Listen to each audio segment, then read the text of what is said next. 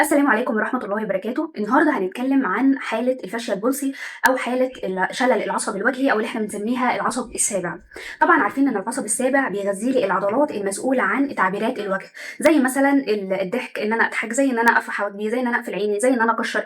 كل التعبيرات دي بيكون مسؤول عنها العصب السابع. فبالتالي لما بيحصل عليه انضغاط أو بيحصل فيه التهابات أو إن هو يدخل له فيروسز، كل الحاجات دي بتؤدي إلى فقدان في تعبيرات نص الوجه. فبالتالي هتلاقي في نص سليم، كل التعبيرات فيه سليمه، وهتلاقي النص الثاني حصل فيه فقدان في التعبيرات كلها. زي مثلا هتلاقي ان زاويه الفم بتاعته مثلا هتلاقيها نازله لتحت، هتلاقي حواجبه نازله، هتلاقي كل المنطقه دي كده تحسها نازله لتحت وما فيهاش اي تعبيرات، وكل الرينكلز اللي فيها مختفيه تماما. يعني مثلا اللي هي الرينكلز بتاعه الفورهيد بتاعه الاورا دي هتلاقيها مختفيه على جنب ده. هتلاقي مثلا وانا بعمل الحركه دي اللي هي 111 دي، هتلاقي الرينكلز بتاعتها مختفيه، هتلاقي ان زاويه الفم واقعه لتحت. فبالتالي دي فقدان في تعبيرات نص الوجه بتاعي.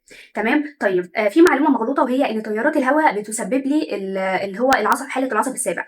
هي مش صح قوي، لان تيارات الهواء هي بتزود لي الاعراض، مش بتسبب لي حاله العصب السابع. تمام. طيب نيجي قبل ما نتكلم عن الاكسرسايزز، محتاجين بس نعرف ان حاله العصب السابع بتتعالج عادي، ما نخافش منها، بس محتاجين نصبر شويه، لان الصبر طبعا مفتاح الفرج. ما تجيش بعد جلستين واقول هو ما رجعش تاني ليه. انت محتاج حوالي من 3 ل 6 اسابيع قبل ما بيرجع نورمال تاني. طيب بالنسبه بقى للاكسرسايزز اللي المفروض هعملها، اول حاجه هنبدا بالمساج. المساج ده مش هعمله على الجنب المصاب بس، انا هعمله على الجنب المصاب والجنب السليم. طيب ليه هعمله على الجنب المصاب والجنب السليم؟ خلينا بس نقول ان الجنب اللي هو ده سليم والجنب ده مصاب. طيب المفروض ان انا عندي الوجه بتاعي، وشي، العضلات بتاعته الناحيه دي والعضلات الناحيه دي، المفروض ان هما الاثنين بيكونوا شادين، فبالتالي بيخلوا وشي طبيعي. فلما بيحصل حاله العصب السابع مثلا في الجنب ده، فالجنب ده هيتاثر، العضلات بتاعته هيحصل فيها ويكنس، لكن الجنب الثاني العضلات بتاعته زي ما هي طبيعيه، فتبدا ان هي تشد شويه. عامل بالظبط زي اكن لعبه الحبل. عارفين لعبه الحبل لما الفريق يبقى ضعيف والتاني هتلاقيه بيشده؟ هو بالظبط ده اللي بيحصل، ان الجنب ده هتلاقيه شادد شويه. طيب برضو انا هعمل ليه المساج للناحيتين؟ هعمل المساج للجنب المصاب علشان ازود تدفق الدم فيه، فبالتالي يحصل الهيلينج والشفاء بسرعه. والجنب السليم هعمل فيه برضو مساج علشان اعمل له ريلاكسيشن واقلل المقاومه بتاعته. بالظبط كده، زي ما يكون الفرق ما بينهم كده، ده الجانب المصاب وده الجانب السليم. الجانب المصاب بتبقى العضلات بتاعته ضعيفه، فانا لما اعمل مساج هزود تدفق الدم، فبالتالي يحصل هيلينج اسرع وشفاء اسرع، يقرب شويه من الجانب السليم. طيب السليم بقى بتبقى المقاومه فيه شديده جدا، فبالتالي هحاول ان انا اعمل مساج عشان اقلل المقاومه بتاعته واعمل له ريلاكسيشن فيقل شويه، فيبداوا ان هما الاثنين يبقوا متزنين مع بعض. علشان كده في حالات بعد ما بنعالجها من العصب السابع بيحصل ايه؟ بيجي يقول لك ان هو حاسس ان الجنب السليم اصلا فيه شد، فعلشان ما يحسش بالشد ده محتاجين نعمل مساج على الجنبين. طيب احنا قلنا ان الجنب ده سليم والجنب ده مصاب، هعمل المساج ازاي؟ الجنب المصاب هبدا اعمل المساج لفوق كده، هطلع بيه لفوق، هضغط واطلع بيه لفوق، من الانف وهطلع فيه لفوق كده. طيب ومن العين وهمشي كده، والفور هيد هبدا ان انا اتحرك كده، يعني همشي كده كده كده لفوق. تمام. انما الجنب المصاب العكس، هنزل بيه لتحت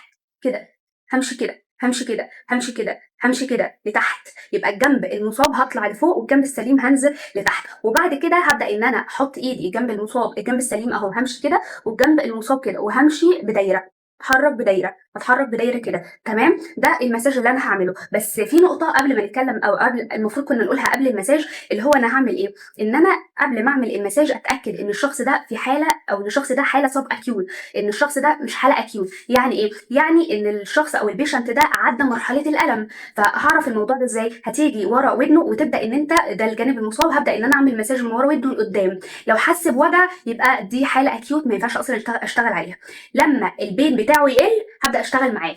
تمام. لكن بقى لو ما عندوش بين اصلا، يبقى زي ما احنا قلنا هنشتغل المساج زي ما انا قلت بنعمله ازاي. طيب نبدا بقى بعد كده الاكسرسايزز بتاعتنا. وفي الاكسرسايزز محتاجين مرايه، دي لازم مرايه. ليه بقى؟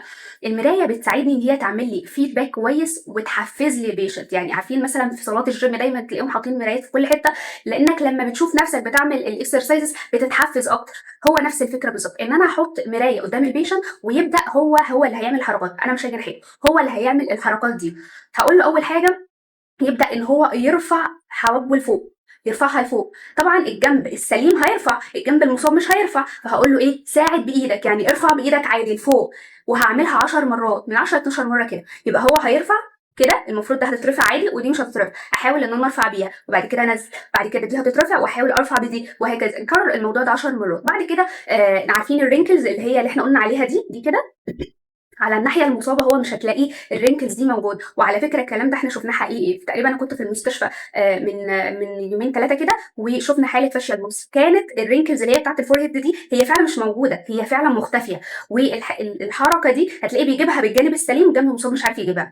فهقول له يعمل الحركه دي ده هي كده ماشي، وبعد كده هو مش عارف يجيبها بجانب المصاب، هقول له زق ايدك عادي، ساعد بايدك تمام. بعد كده طبعا 10 مرات. بعد كده هننزل للعين، هقول له ايه، هقول له اقفل عينك بالراحه، اقفل عينك بالراحه. طبعا هو يقفلها بالجانب السليم، الجانب المصاب مش هيعرف يقفل عينه، هقول له ساعد بايدك واقفلها، ونكرر الموضوع ده 10 مرات. بعد كده اقفل عينك جامد، يقفل عينه جامد، وبعد كده هو هنا مش هيقفل عينه فبالتالي هيروح قافلها له جامد تمام. يبقى انا كده خلصت العين. ننزل للانف. طيب هعمل في الانف ايه؟ المفروض الانف بيبقى فيها رينكلز، تجاعيد، عارفه لما تشم حاجه مش لطيفه، حاجه ريحتها وحشه كده بتقوم عامل كده، عارفين الرينكلز دي هو مش عارف هو كده هيجيبها على جنب السليم لكن مش هيجيبها على جنب المصاب، هقول له ارفع بايدك، يعني ارفع بايدك لفوق كده، ارفع بايدك تمام، ساعد. طيب حلو. بعد كده هننزل للايه، للفم.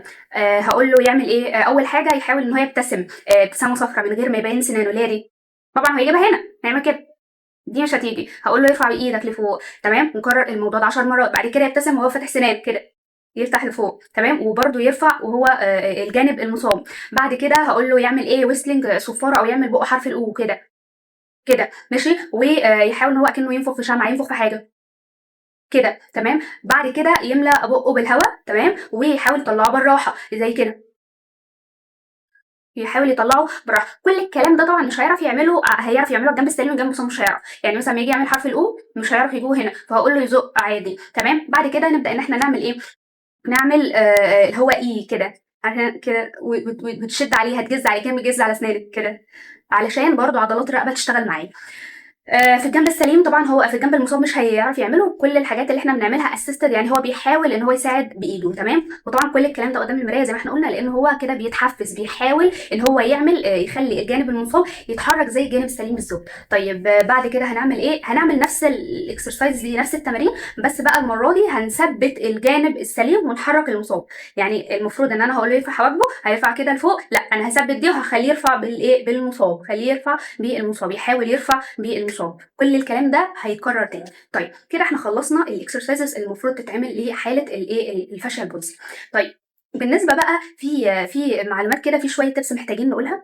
اول حاجه وهي اللبانه مش انديكيتد قوي للحاله دي، يعني انا حد مثلا يقول لك امضغ لبانه او كده لحاله الفشل الجنسي، هي مش هتفيدني قوي، يعني هي هتفيدني بطريقه غير مباشره بس مش قوي.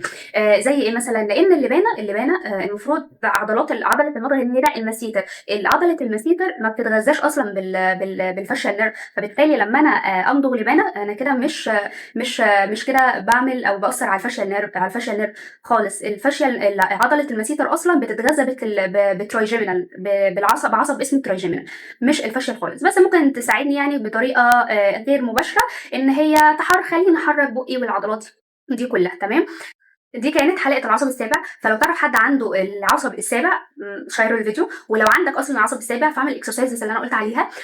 الحاجات اللي انا بقول عليها دي مش من فراغ، الحاجات دي احنا شفناها بعينينا والنتائج بتاعتها كانت قصاد عينينا، يعني فعلا الحالات بتتحسن. فما تنساش تعمل الاكسرسايز دي، واكتب لي لو اتحسنت في الكومنتس تحت.